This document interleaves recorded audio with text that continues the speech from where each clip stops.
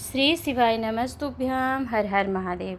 आइए जानते हैं आज, यदि आपके जीवन में बहुत टेंशन है, बहुत चिंता से घिरे हुए हैं आपके जीवन में बच्चों को लेकर या नौकरी या किसी भी प्रकार की चिंताएं रहती हैं, टेंशन बनी रहती है, घर परिवार को लेकर या किसी भी चीज़ से लेकर के आपको हमेशा चिंताग्रस्त रहते हैं, आप टेंशन में रहते हैं, तो उससे मुक्ति के लिए आपको पूज्य गुरुदेव ने उपाय वर्णन किया है कि आपको 7-8 दिन में ही चिंता से मुक्ति प्राप्त हो जाती है। उस उपाय को आप जानेंगे। साथ में ही जिन नारियों के गर्भाशय में यदि गांठ हो जाती है या फिर रजो धर्म से जुड़ी हुई कोई भी प्रकार की समस्याएं बनी रहती है, तो नारियों को रजो धर्म गर्भाशय से संबंधित सभी समस्याओं से मुक्ति प्राप्ति के लिए यह उपाय पूज्य गुरुदेव द्वारा वर्णित श्री शिव महापुराण कथा से आपको बताने का प्रयास करूंगी। तो वीडियो को अंत तक जरूर सुनिएगा, देखिएगा। यदि आप चैनल पर पहली बार आए हैं तो ऐसी ही वीडियो और उपायों की जानकारी प्राप्त करने के लिए वीडियो को लाइक एंड शेयर कीजिएगा, साथ में चैनल से जुड़ जाइएगा। तो आइए देर न करते हुए हम सबसे पहले अपने पहले उपाय को जानते हैं, जो कि यदि आपके जीवन में बहुत चिंता है, टेंशन में जीवन बीत रहा है, तो उसके लिए आपको क्या करना चाहिए। तो देखिए, सर्वप्रथम आपको शिवलिंग में शिव परिवार का जो स्थान है उसका वर्णन करती हूँ, जिससे आप उपाय करने में समझ सके।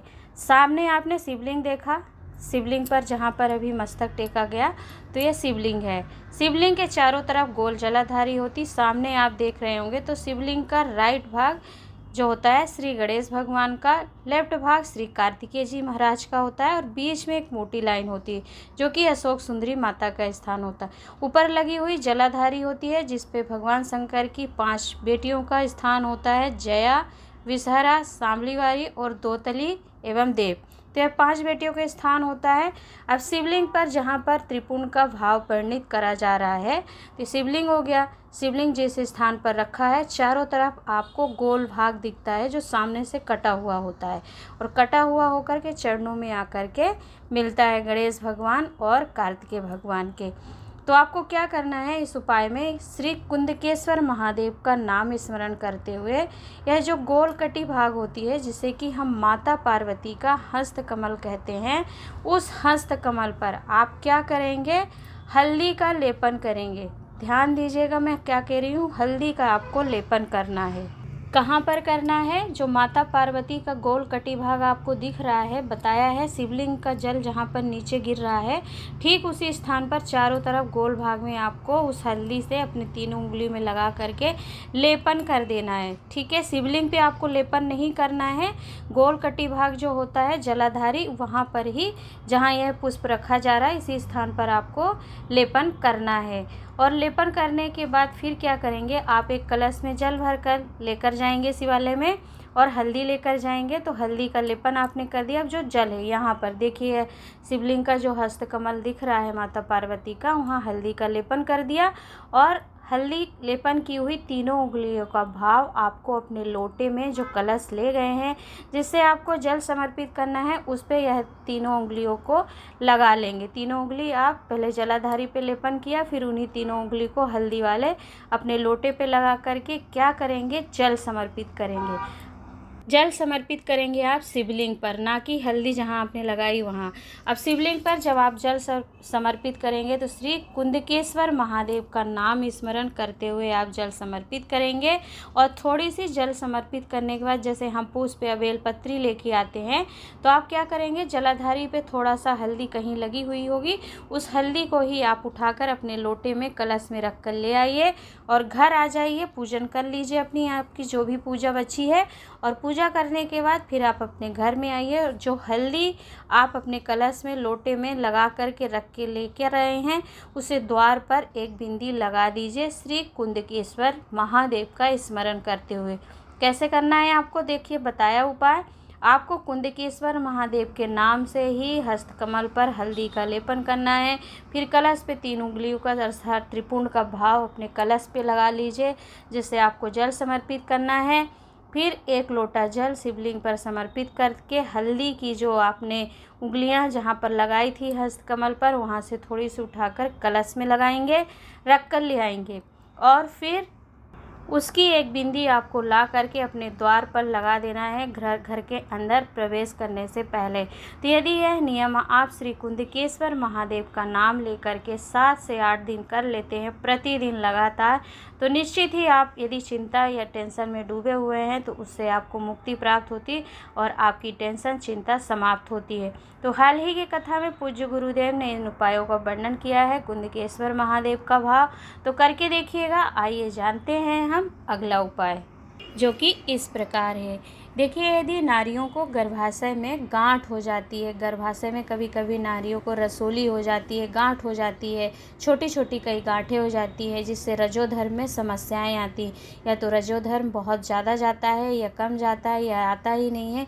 तो रजोधर्म से जुड़ी हुई नारियों की जो भी समस्याएं हैं, गर्भाशय में जुड़ी हुई गांठ से संबंधित कोई समस्याएं हैं, तो नारियों की सभी समस्याओं की मुक्ति प्राप्ति का उपाय पूज्य गुरुदेव वर्णन करते हुए कहते हैं कि यदि ऐसी समस्याएं जीवन में नारी के हैं तो उन्हें क्या करना चाहिए।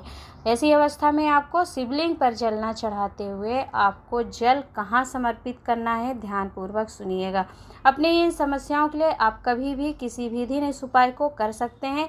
इसमें तिथि या फिर दिन का विशेषता नहीं है कि इस दिन या इस तिथि पर ही आपको करना है। बस आपको जब समस्या हो या जब आपको यह उपाय प्राप्त हो जाए और मन में आए कि यह आपको उपाय करना है तो कर लीजिए। क्या करेंगे, देखिए, शिवालय में आप 1 लोटा जल लेकर जाइए।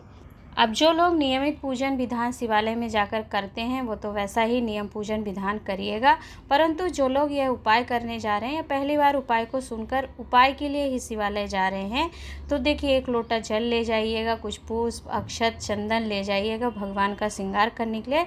और सर्वप्रथम इस उपाय का विधि सुनिएगा, आपको क्या क्या करना है। देखिए, जल लेकर के आप शिवालय में गए, अब क्या करेंगे कि शिवलिंग पर आपको जल नहीं समर्पित करना है। ध्यान दीजिएगा, शिवलिंग पर आप जल समर्पित नहीं करेंगे, अपितु जो जल लेकर के गए हैं उसकी मात्र 3 धार आपको कैसे, शिवलिंग के चारों तरफ जो भी आपको वर्णन किया है कि माता पार्वती का हस्त कमल होता है, तो चारों तरफ आपको मात्र 3 बार 3 धार गिरा देनी है।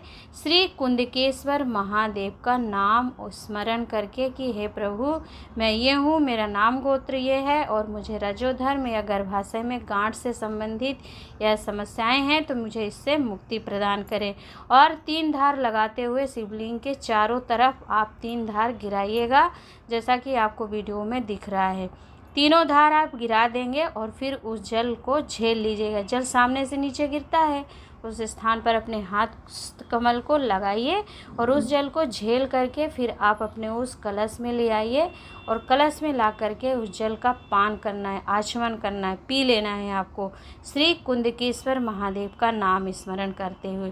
तो देखिए, पूज्य गुरुदेव वर्णन करते हैं यह 2 उपाय के लिए श्री कुंदकेश्वर महादेव का स्मरण किया जाता है। साथ में यदि आपको कोई रोग बीमारी कष्ट है तो उससे मुक्ति प्राप्ति के लिए आप डॉक्टर को दिखाइए और डॉक्टर आपको जैसी सलाह देते हैं, जो दवाइयाँ लिखते हैं, उन दवाइयों का सेवन भी आपको श्री कुंदकेश्वर महादेव का नाम स्मरण करते हुए खाना है। तो वह औषधि, वह दवाइयाँ आपको यदि लाभ प्रदान नहीं करती हैं तो आपको फ़ायदा मिलने लगता है और आपके रोग बीमारी कष्ट से आपको मुक्ति प्राप्त हो जाती है। तो यह उपाय आपको गर्भाशय में गांठ या रजोधर्म से जुड़ी हुई समस्या के लिए माता पार्वती का जो गोल भाग होता है, कटी हुई, जहां शिवलिंग रखा होता है, चारों तरफ आपको 3 बार जल की धार गिराना है और उस जल को बचाना नहीं है और ना ही शिवलिंग पे समर्पित करना है। अब देखिए, 3 धार आप शिवलिंग के चारों तरफ जब गोल गोल घुमाएंगे तो हो सकता है थोड़ा बहुत शिवलिंग पर भी गिर जाता है, परंतु उसका भाव आपको अपने मन में नहीं लाना है कि मेरे से गलत उपाय हो गया। आपका उपाय ठीक है, बस आपको 3 धार शिवलिंग के चारों तरफ गोल गोल में, जैसे चक्र होता है गोल गोल, उसी तरीके से आपको 3 धार गिरानी है और उस जल का आचमन करना है कुंदकेश्वर महादेव का नाम स्मरण करके। तो आशा करती हूँ कि वीडियो आपके लिए उपयोगी एवं लाभप्रद रही होगी। अगर कुछ अच्छा लगा है, उपयोगी रहा है, तो उन लोगों तक पहुँचाइएगा वीडियो को, जिससे उन्हें भी लाभ प्राप्त हो। कुछ नहीं समझ में आया हो, कमेंट बॉक्स में पूछ लीजिएगा, हम उससे बताने का प्रयास करेंगे। आज के लिए इतना ही। मिलूँगी एक नई जानकारी, नए उपाय के साथ। तब तक के लिए हर हर महादेव, नमः शिवाय।